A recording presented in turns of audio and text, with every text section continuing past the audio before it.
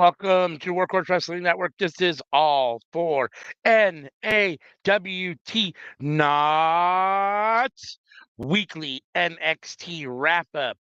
I'm your boy ALW. I am going to give you a quick rundown of what happened last night on NXT from May 27th. Is that right? May 28th. I apologize. Last night, May 28th. Let's see.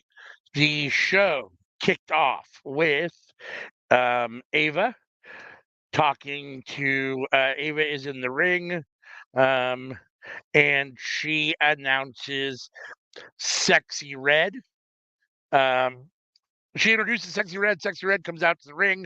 Um, Sexy Red ultimately unveils the NXT North American Women's Championship that we hadn't seen yet. It is a nice title with the white belt. Good looking title. I appreciate it. I think it looks good. Appreciate the belt. Sexy Red is announced, or Ava announces Sexy Red as the special host for Battleground coming up on June, what is it, 6th, I believe? Is that what I determined it was? Let's see here. I apologize. Sunday, June 9th, if I'm not mistaken. Let's see. Tatum Paxley comes out to try to steal the title. Michin comes in to fight her off, and then that leads into our first match, which is Michin versus Tatum Paxley. The winner goes on to Battleground in the ladder match for the North American Women's Championship, and the loser goes, back into the pile of women that need to have something to do, to find something to do with. Michin gets this win here and advances on. I'm not surprised because Michin is a better wrestler than Tatum Paxley. Got a longer career, more well established. She should probably be beating Paxley. However, Tatum Paxley has been getting pushed on NXT recently, so I did kind of think it was a little odd. I'm happy to see Michin, and I don't like Tatum Paxley particularly. So Michin works for me here with the win, and she advances on to the ladder match at Battleground. During the match, Jada Parker came out about halfway through and sat at the announce table to watch this. Jada Parker has already, or Miss Parker, as the crowd was chanting, has already advanced on to the women's NXT North American title ladder match at Battleground. Next, we had Riley Osborne and Ridge Holland, who were a tag team for a little bit, both chasing you guys. Now, Andre Chase says that they have to figure it out amongst themselves, so they have a match. Holland gets the win, and afterwards, Holland wants to shake Osborne's hand. Osborne refuses. And so we have that little dissension between those guys. Duke Hudson and Riley Osborne kind of leave up the ramp, leaving Andre Chase, Ridge Holland, Thea Hale in the ring. I don't know if that's some sort of a little bit of a split. I guess ultimately we'll have to see. We had Gallus backstage.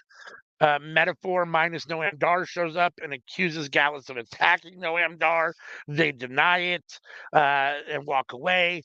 Ultimately, Ora Mensa accuses Trick Williams. Lash Legend doesn't like that. Lash and Jakarta kind of get into it, and then the camera just kind of fades off them. We then get Enofe and Blade. Well, actually, first we get Axiom and Frazier talking about their feud with the OC, with the Good Brothers, and that if they want a match at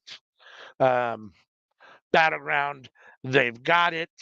Then you get Luke Gallows and Carl Anderson in a little backstage promo, accepting the challenge, telling them that they don't have a chance, that they're that they're the better team, blah blah blah.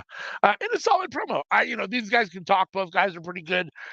Luke Gallows is not as good as Carl Anderson, but Carl Anderson's good on the mic. I like him. I thought this was a solid promo.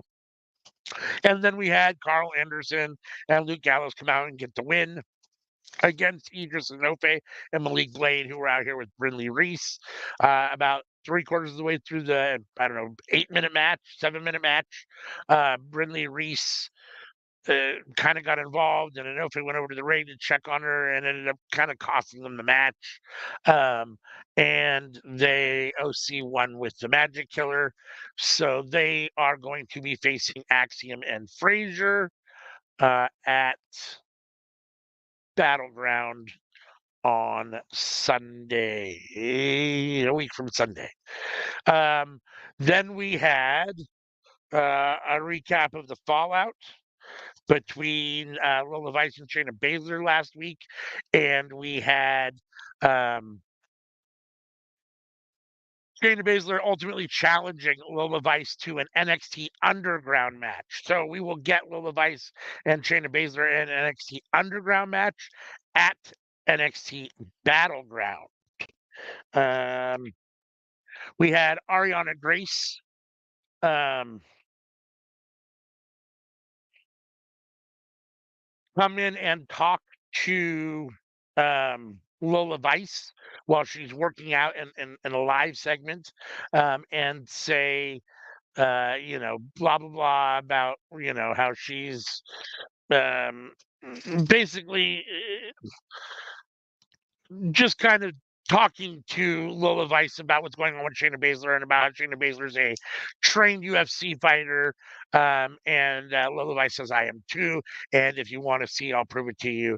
And as a result, Ariana Grace says, oh shit, on accident, covers her mouth. And we get Ariana Grace and Shayna Baszler for later, Ariana Grace, Lola Vice for later tonight. We go to commercial, we come back from commercial, and now Ora Mensa has been attacked. Lash Legend and Jakarta are standing over Ora Mensa, and he is down, and there's nobody around. Nobody knows who's done it. Then it switches to a Dante Chen promo. Dante Chen got a fluke win. I don't want to say fluke win. Got a win over Lexis King last week. He has a visual promo, or he has a recorded promo first, and then it flashes to them back. He's backstage with like 5 of the wrestlers that were watching his recorded promo, and talking about blah blah blah, or his win, I guess, maybe from last week, one or the other, probably his win from last week. They were congratulating him on his win. Lexis King comes in and says, oh, yeah, ha, ha, ha, blah, blah, blah. You can't do it twice. Chen says, I think I can. And we're going to get Dante Chen versus Lexis King later tonight. I couldn't care less about either of these guys. This is a very disappointing run or stint here in NXT for Brian Pillman Jr., aka Lexis King. I think it's missed in every way that it can. He's not over with the crowd. He's not getting quality competition to wrestle. So it is what it is, I guess. We will see what ultimately ends up happening. Then we see Roxanne Perez is here in the building. They're going to announce her NXT Battleground opponent for the NXT Women's Championship at some point on tonight's show. We go to commercial, then we come back, and we've got Trick and Javon working out. Trick thanks Young OG for having his back. Sexy Red comes in, and ultimately they decide to leave with Young OG asks Sexy Red to accompany them down to the ring, and she agrees. We get Roxanne Perez coming to the ring, and Ava comes out. Roxanne Perez talks a little bit about who's going to be her challenger, blah, blah, blah. Tells Ava to hurry up and get down to the ring so that we can figure this out. Roxanne Perez is in the ring. Ava comes out and makes the announcement that Jordan Grace, ENA Knockout Women's Champion, will be Roxanne Perez's opponent at NXT Battleground. Very interesting situation to me. I'm not totally sure what the outcome of this is going to be. I can't imagine that Jordan Grace is going to be NXT Women's Champion, but I'm not sure on what planet Roxanne Perez beat Jordan Grace in a wrestling match ever. So I'm kind of interested to see. I do think that it adds a definite intrigue to Battleground. I love seeing Jordan Grace here in this spot. And I like to see that it looks like WWE is open to working with NXT. This is the second time now. Jordan Grace has been here this year. She was in the Women's Royal Rumble as well. And so she's back here again. So I'm happy to see it. And I look forward to that match of Battleground. Let's see. Then we get Ariana Grace out in the ring for her match against Lola Vice. Lola Vice um, uh, kicks her ass. And with a spinning back fist, and then after the match, she mocks Shayna Baszler until Shayna Baszler comes out, and they have to keep them apart. We then get the No Quarter Catch crew backstage. Charlie Dempsey tells them that the Heritage Cup, that they need the Heritage Cup back, and would take control of the group to find success. And he chooses Damon Kent to face, I don't know if it's going to be Tony D. I believe it's Tony D next week in Tony D's first defense of the um, Heritage Cup. So we're going to get, I believe, Damon Kent versus Tony D'Angelo next week, which should be kind of interesting. Then we get, let's see here. I'm sorry. I apologize. We had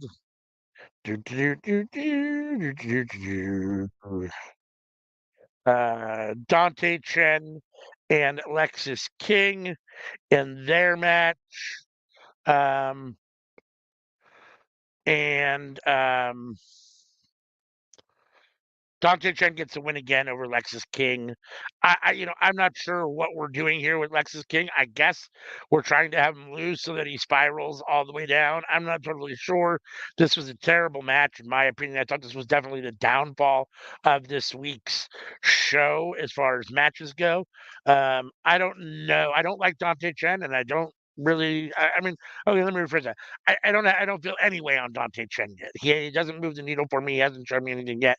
And Lexus King, I'm actively disliking at the moment. So this really does nothing for me.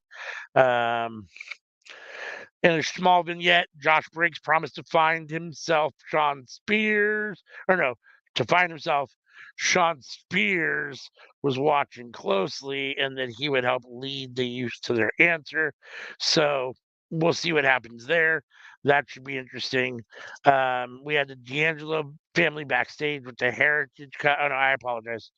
Yes, we had the D'Angelo family backstage with the Heritage Cup talking about next week's match. Tony D's going to defend it next week against Damon Kemp. We have Kalani Jordan and Ren Sinclair out. The winner moves on to the ladder match at Battleground for the NXT North American Women's title. The loser goes back to the pile.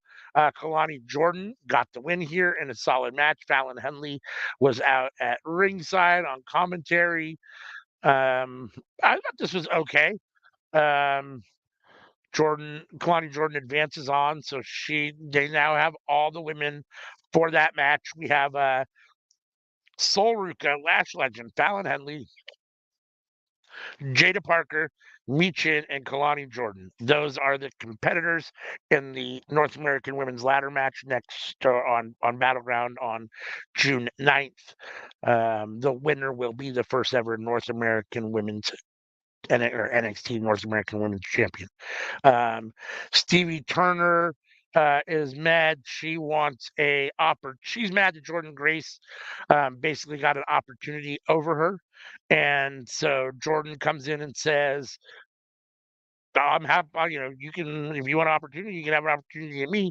So we will get Jordan Grace versus Stevie Turner next week. Then we had, let's see. It was time, I believe, for the main event of the show, which was Gallus versus Trick and Javon Evans with Sexy Red. Before that, though, before the match gets started, we have Wesley backstage who is talking about he wants his opportunity back at Gallus. He wants that title back. Oba interrupts, or he's talking about Joe Coffey and Gallus. He wants his title back from Oba Femi. He never lost it. He's talking about the triple threat match. Oba, Joe Coffey, Wesley at Battleground. It's coming up. Oba Femi comes in. They have a little tete-a-tete, and we'll see what ends up happening. It should be a solid match. I think it's going to be a good Battleground. It's all adding up to be a very good Battleground. Um, yeah, so then they went through next week's show. Next week will be Tony D defends Heritage coming against Damien Kemp. Thea Hale will have a match against Jasmine Nix next week. And then we are in the main event, which is Gallus versus it is Joe Coffey and Mark Coffey versus Trick and Javon Evans. Trick and Javon Evans get the win. Trick pins Mark. Um, Sexy Red helped Trick and Javon get the win. This was okay. Javon Evans is amazing. Trick Williams is really solid. I'm very high on Javon Evans, higher than I am on Trick Williams, higher than I think I was on Mello. Right now, being very raw, he can do it all. He can talk on the mic. I thought he sounded good in their little backstage segment, him and Trick earlier.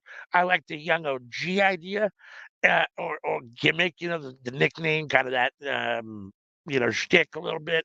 And man, can he wrestle? He looks the part and he can wrestle. He's tall, he's ripped, and he can move around the ring. He's very athletic, super quick. Um, high wrestling IQ.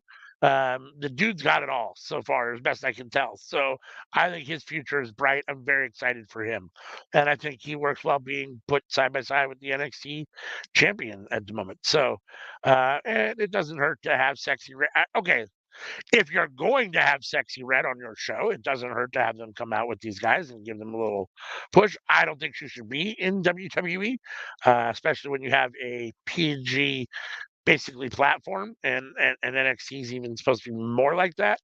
So it doesn't really fit, but okay, it is what it is. Um, so after the win here, Lash came out to ask Trick if he attacked Nora or Noam Dar, and Ora Mensa. Trick says no. The lights come out, the lights go out, and then the lights come on, and Trick is attacked by none other than All Ego, Ethan Page, who is now apparently in NXT in WWE. He is coming for Trick Williams, it appears. He wants a shot at that NXT title. He doesn't say that, but he takes out Trick Williams and he says, All Ego Ethan Page is here. And so we had two big I don't want to say appearances. I don't want to say debuts. Appearances. Jordan Grace showed up on tonight's show, as well as Ethan Page. I don't know how long Jordan Grace is here for. Like I said, I can't imagine she's actually going to beat Roxy for the title, but it's interesting to see.